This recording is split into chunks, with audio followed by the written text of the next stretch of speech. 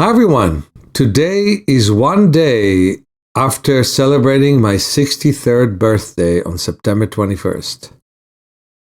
I was so grateful to the 200 people that responded to the video that we sent. I'm so grateful to all the people who blessed me. And it reminds me of something. I will never forget how a wonderful family from Israel came and visited me in Tel Aviv when I visited my father's home. They had a daughter that was born with bilateral cataracts, which means cataracts in both eyes. And the left eye was able to see, but the right eye had many retinal detachment and could only see light. I begged the parents to not put a prosthesis in the front of that eye because that prosthesis stops her from seeing any light, but to have a lot of light therapy to allow the eye to grow. Doctors warned them that if they will not put prosthesis that will enlarge the front of the eye, the bones will not grow evenly between the two eyes, and she may not look as pretty as other girls or pretty as other kids.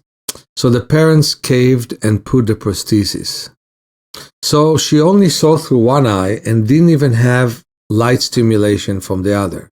I hope I'm not confusing all of you, but basically balance use between the two eyes is so important. And while doctors studied about homeostasis already in the first year of medicine, they don't practice it in real life.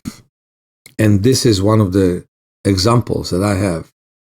They themselves could think about stimulating an eye that is nearly blind with light, but they don't do that. They only say it's functional or not. And I learned to fight for every function that exists, with paralyzed people for a little movement of the toe, with people who are blind for just a little bit of vision. Well,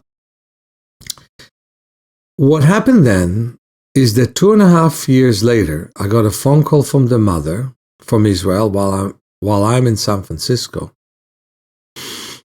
And she said, my daughter started to have elevated eye pressure and the doctors wanted us to give her drops and we just started. And boy, oh boy, do I know the fate of people who take eye drops.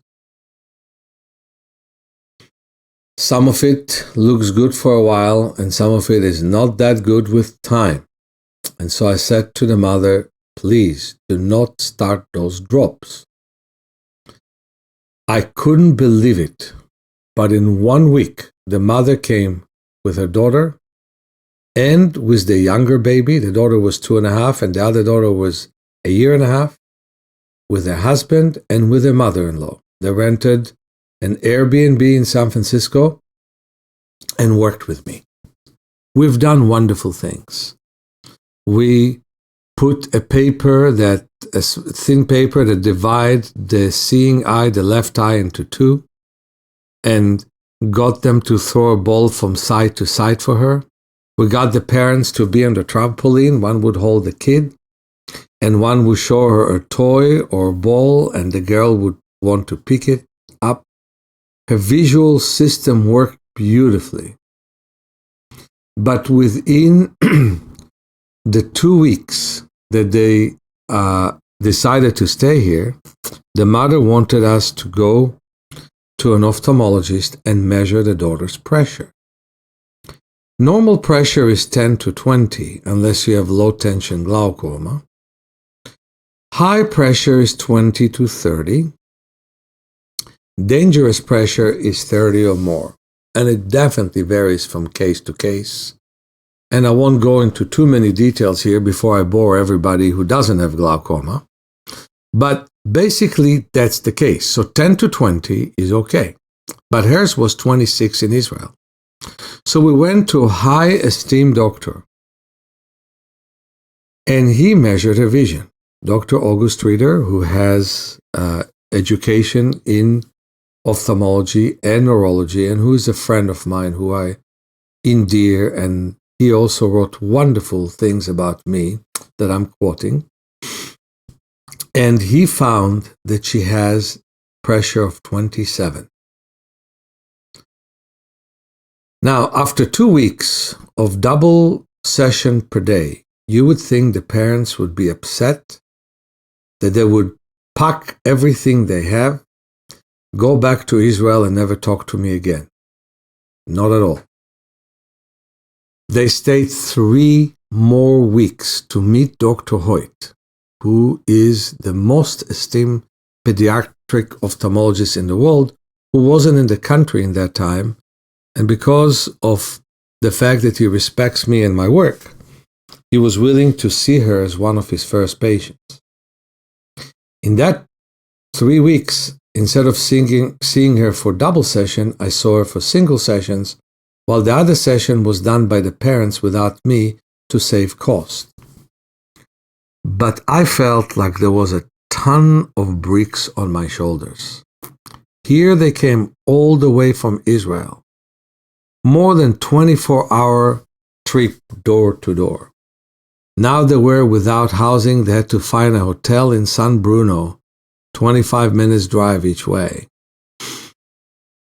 Now we had this incredible dark cloud of having even a higher pressure than the one in Israel. And what is going to happen? Well, I remembered the kid who came to me all the way from Germany. In fact, he came to replace his heart, and my office manager asked me to work with him. So I remember putting one hand over his heart and one hand over my heart. And in about 7 minutes, an apprentice and a good friend of mine who is a nurse, Ellen was her name, found that his pressure that was 104 and my pressure that was 78 became the same, 84. There's much more to the case, and I described it in my book, Vision for Life. But now I started to think about the baby. Yuval is her name. I then put 2 fingers very gently over her right eye and 2 fingers over my right eye. And at first, her right eye felt harder than mine, out of her pressure. And then mine started to feel harder and hers started to feel softer. I taught her mother to do the exact same thing. And then we experimented further. Her mother put her 2 fingers over the daughter's right eye and over her sister who was sleeping eye. And you know, the daughter's eye softened. We even put it over my office manager then. Her name was Lindsay, and her eye softened. I found when other people put their hands over their eye and my eye very gently, my eyes start to soften. And then the father put his hand over Yuval's eye and over his eye, and Yuval's eye softened. And when we met Dr. Hoyt and told him about the high pressure, he asked, "Do you take drops?" And we said no, and he lifted his shoulders all the way to his ears, being so upset and so worried about her not having the proper drops if her pressure is high. But his assistant measured Yuval's pressure, and it went down to 11. Think about it. 26 at the doctor in Israel, 27 in August Reader, 11 at the office of Dr. Hoyt. He was surprised. And so were we. Before we went to Dr. Hoyt, and then after, when the parents invited me for a very large meal, everything was good except it was a bit fattening, but it was very tasty.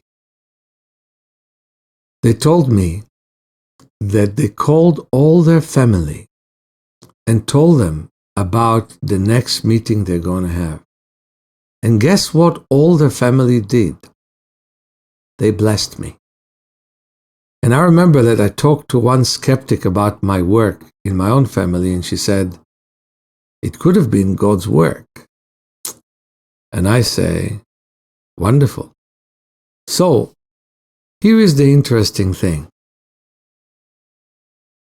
All the people who blessed me for my work. And the blessing will only help the work to get better. And so I bless you all, and I definitely accept prayers as well, because we want to make the world a better place, where we use medicine, but in a correct way, where we find the natural healing powers of the body and do all we can do for them. So today, I didn't run as far as I ran 5 years ago, which was 20 miles. Only 8. And not as fast. And I'm 63. And I bathed in the ocean. The only one who did. People were really impressed with my ability to bathe in a cool ocean. Actually, it's not that cold. It's just too cold for the rest of them. And I feel so nice and warmed right now. First, by my own circulation. And then, by all the blessing that I got. Bless you all. Much love to all of you. Meir.